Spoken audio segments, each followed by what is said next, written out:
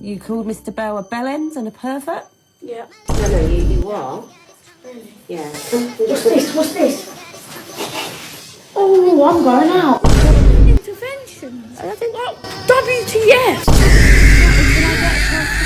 Miss, can I just tell you? I'm sorry to hear that your grandma passed away. I actually am like, obviously I'm gonna be upset about that, yeah. No, miss. How dare you speak to me like that? Turn around! Come here. Come here. Come here. No. Come here now. Come here now. Get there. Suck your mum. But what the hell, boy? Oh my goodness.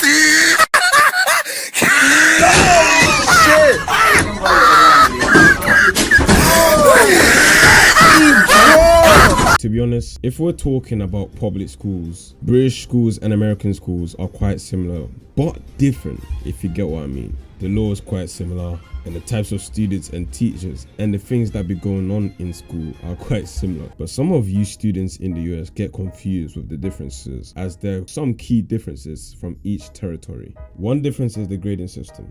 The Brit and American grading system can be a bit confusing. So allow me to briefly explain what it is. So your school journey starts at the age of 3, and at age 3 to 4 you go to nursery in both the US and the UK. At age 4 to 5 in the US you go to preschool, but in the UK you go to reception.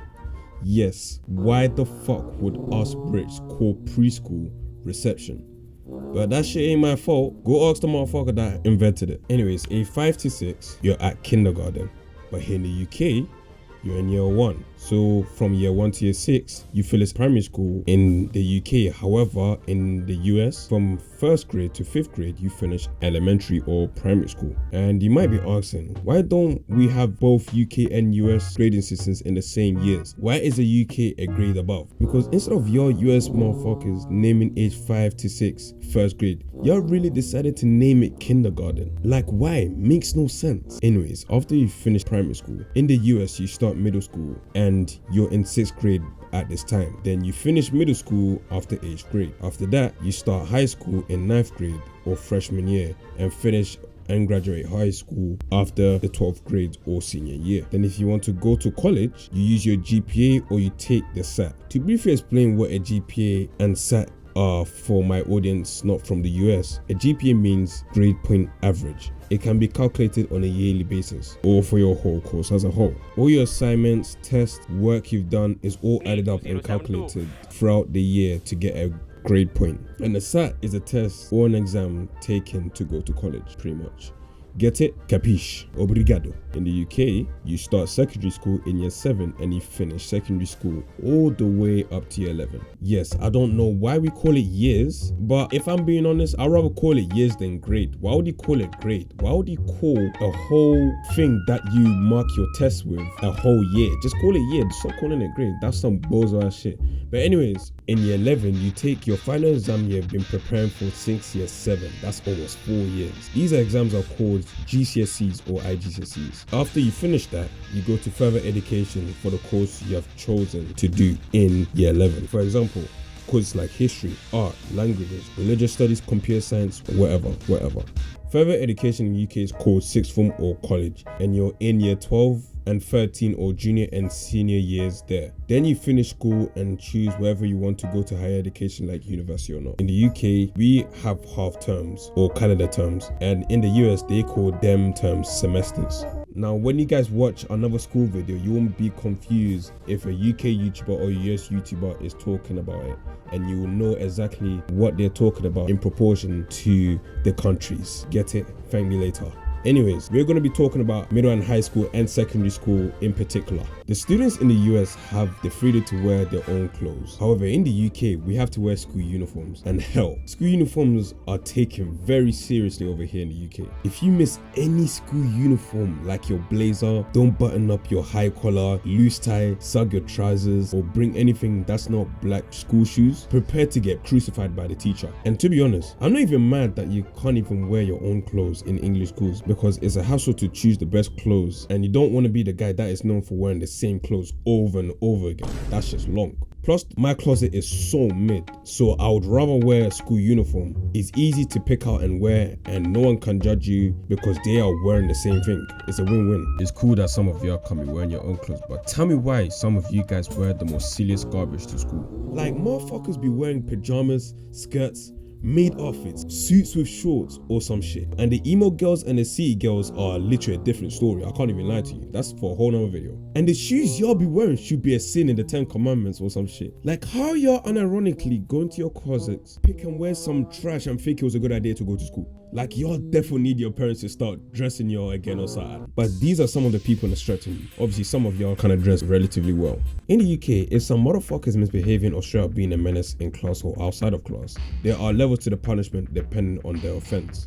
Level 1, you get a warning. Level 2, they scream their lungs out of you. Level 3, you get a detention. Level 4, you get something called isolation. The real rebels and the menaces that have no regard to life go in these isolation. To briefly explain what isolation is, it's basically a discipline where you get removed out of class and go to a certain booth room where it's just yourself, your work, and teachers watching your every move and seeing if you're doing work or not. Just think of it as in a prison where you're an inmate in your cell and guards are watching what you do. Then the final level is a suspension. In the US, it's the same thing pretty much. The only difference is that they don't have isolation. You get suspended and excluded depending on the offense. Apparently, physical punishments are legal in some states. That's kind of wild to me, I can't even lie. Like, imagine getting your ass beat because your dog ate your homework. I thought that only existed in Africa because me personally, I went to school in Ghana, and if you misbehave in any way, just know that you're in for the whoopings of your lives. I ain't gonna cap with you, bruv. It's gonna be absolutely long for you.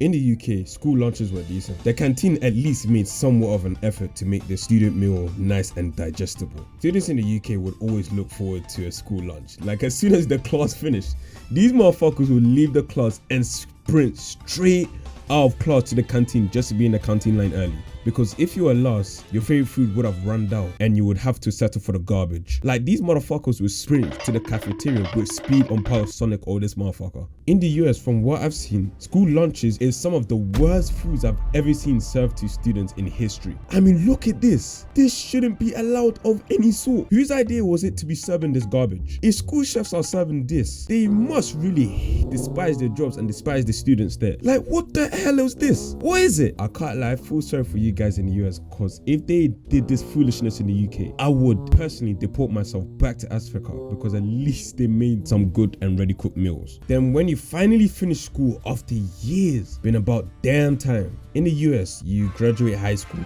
There's a ceremony to commemorate the work you did in high school. The seniors will receive their high school diplomas and the class president will give out a graduation speech. But from what I've seen, some of these speeches are one of the most awkward but funniest pieces of non-fiction I've ever watched. Imagine if the types of students like the depressed kid or the menace kid had a graduation speech. Like, motherfucker, I will pay to watch that shit, bruv. Motherfuckers did crazy shit in this ceremony, as well as like, how do you have the balls to do this? Graduation also includes gifts and the best of all, the grad parties. Did y'all ever go to grad parties? Let me know down in the comments down below. Compared to the UK, when we finished year 11, aka 10th grade, and our GCSE, we basically finished secondary school and we have an assembly of awards for the students who did their best.